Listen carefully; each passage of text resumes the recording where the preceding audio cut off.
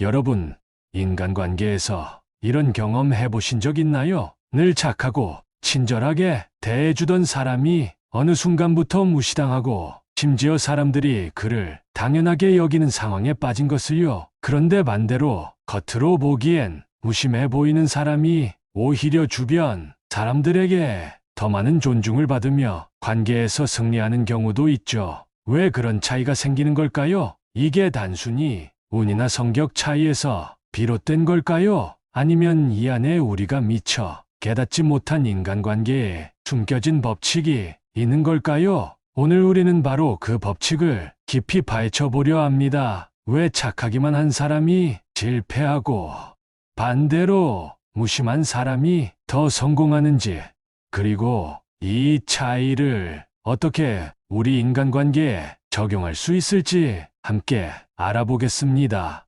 특히 여러분이 인간관계에서 받았던 상처와 이유 없이 사람들에게 무시당했던 순간들에 대해 새로운 시각을 얻게 될 것입니다. 이 영상이 끝날 때쯤 여러분은 인간관계에서 더 이상 희생하지 않고도 존중받는 방법을 깨닫게 될 거예요. 지금까지의 관계 패턴을 완전히 바꿀 기회 놓치지 마세요. 그럼 시작해볼까요? 착한 사람은 왜 실패할까? 우리는 사회적으로 착하다는 것이 마치 칭찬처럼 들립니다. 하지만 착하다는 것이 항상 좋은 결과로 이어지지는 않습니다. 착하기만 한 사람들, 그들의 현실을 한번 돌아볼까요? 여러분 주변에도 착하고 친절한 사람들이 있을 겁니다. 그들은 누구보다 먼저 손을 내밀고 남을 배려하고 타인의 요구를 거절하지 않죠. 그런데 이상하게도 그런 사람들이 종종 인간관계에서 실패하는 모습을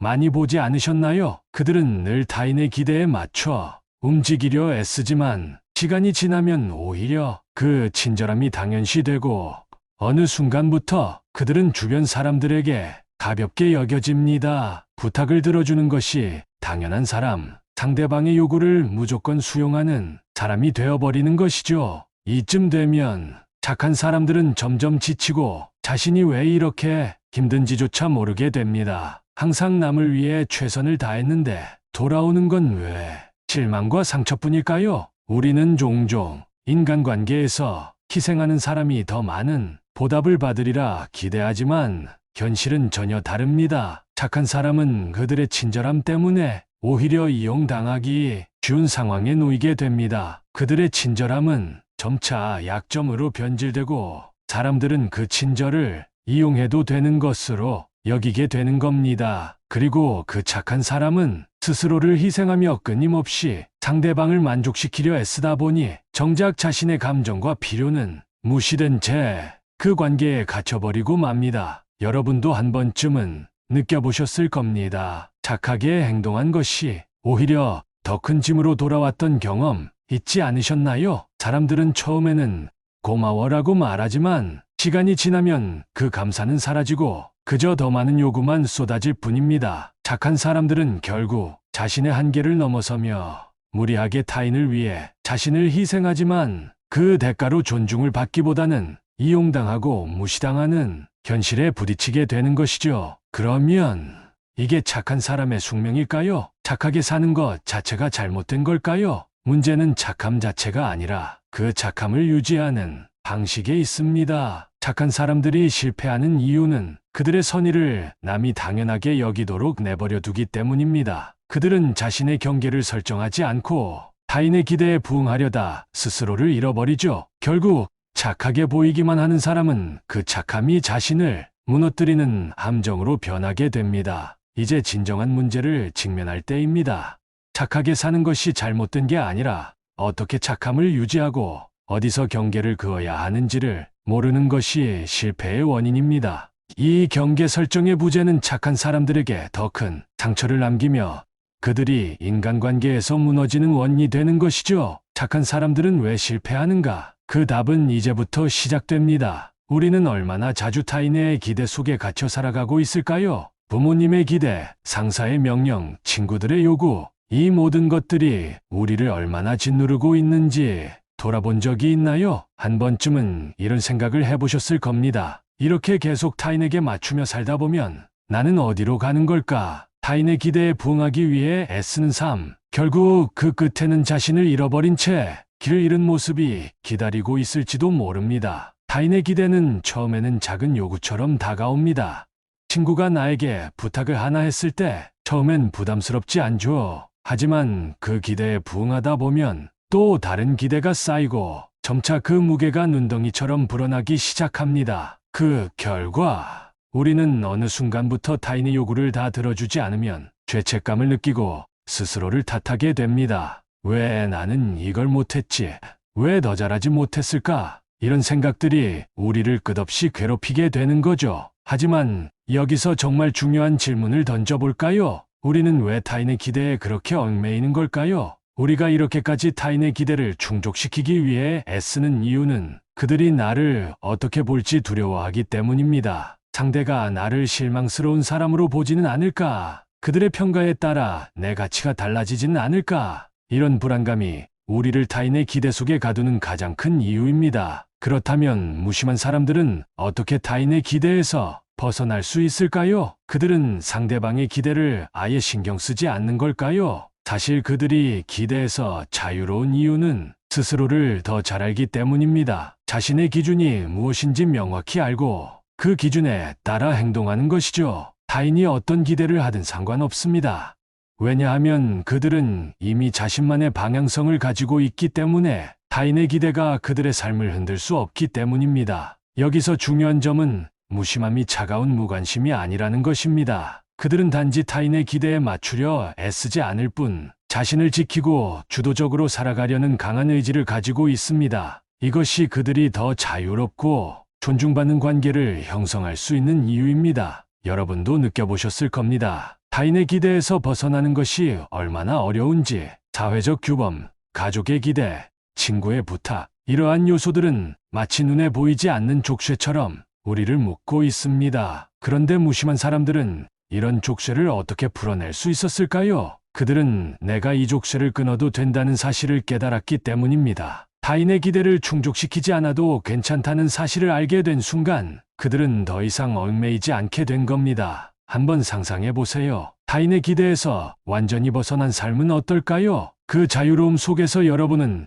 비로소 스스로의 기준과 가치를 세우며 남이 아닌 자신의 선택에 의해 살아가는 모습을 찾게 될 것입니다. 타인이 원하는 모습이 아니라 진정한 자신의 모습으로 인간관계를 형성하고 자신을 존중하며 살아가게 되는 것이죠. 이러한 자유는 단순히 타인의 기대를 무시하는 것이 아닙니다. 내 삶의 주인이 나임을 선언하는 것입니다. 무심한 사람들은 이 점을 깊이 깨달았고 그렇기에 그들은 타인의 기대에서 벗어나 진정한 자유를 얻은 것입니다. 이 자유는 그들을 더 존중받고 더 행복한 인간관계로 이끌어주는 가장 중요한 열쇠입니다. 우리 모두는 한 번쯤 기대를 걸었다가 실망했던 경험이 있을 겁니다. 가까운 친구에게, 가족에게, 혹은 직장에서 상사나 동료에게 기대를 걸었지만 그 기대가 깨질 때 느끼는 좌절감은 정말 큽니다. 그럴 때마다 우리는 이렇게 자문하죠. 왜 나는 항상 실망하는 걸까?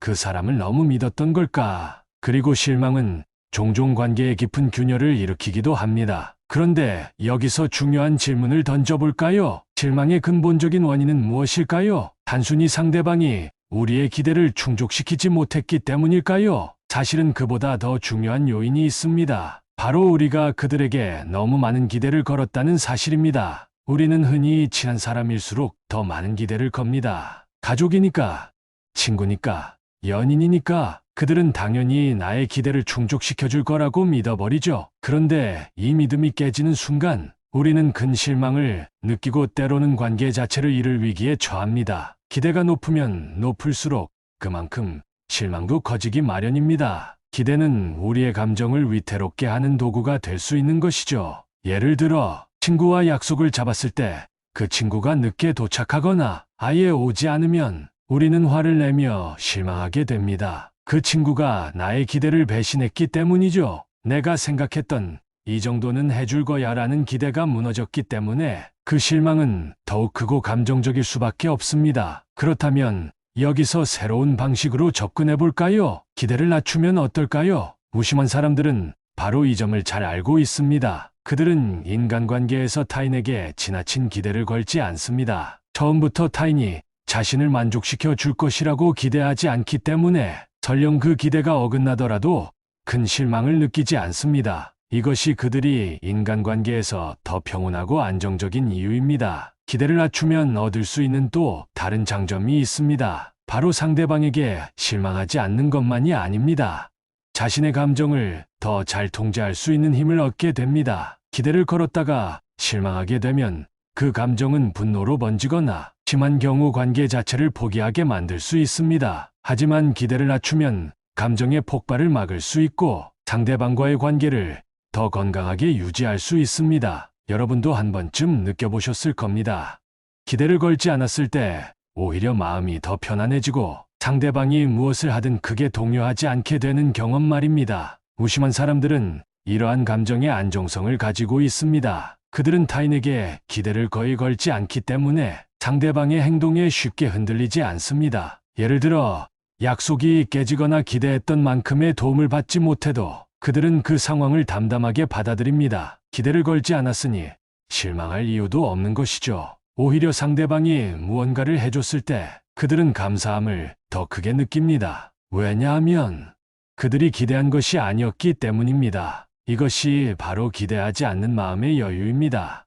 기대를 내려놓음으로써 우리는 더 큰 자유를 얻습니다. 타인이 나에게 무엇을 해주기를 바라지 않는 대신 스스로를 더 책임지고 주도적으로 살아갈 수 있게 됩니다. 그리고 상대방이 주는 작은 배려나 친절에도 더 크게 감사할 수 있습니다. 실망하지 않으니 오히려 더 많은 긍정적인 감정을 느낄 수 있는 것이죠. 하지만 여기서 한 가지 중요한 점이 있습니다. 기대를 낮춘다는 것이 사람을 믿지 말라는 의미는 아닙니다. 이는 단순히 타인에게 지나친 요구나 기대를 걸지 않고 각자의 자율성을 존중하는 태도를 말하는 것입니다. 상대방에게 기대할 때보다 그들이 자발적으로 해주는 행동에 감사할 수 있는 자세를 갖게 되는 것이요. 기대가 적으면 오히려 모든 관계에서 더 큰 여유와 감사를 느낄 수 있습니다. 여러분도 인간관계에서 이러한 기대의 법칙을 적용해 보세요. 타인에게 거는 기대를 줄이고 그 대신 스스로의 선택에 더 집중해 보는 겁니다. 그러면 어느새 더 건강한 관계와 스스로에 대한 더 큰 신뢰를 얻게 될 것입니다. 기대가 적으면 실망도 적습니다. 그리고 실망이 적으면 우리는 더 행복한 관계를 맺을 수 있게 되는 겁니다. 지금까지 우리는 좋은 사람이 되기 위해 노력해 왔습니다. 그러나 오늘 영상을 통해 좋은 사람이라는 것의 정의가 바뀌었기를 바랍니다. 좋은 사람은 모든 사람에게 맞추는 사람이 아닙니다.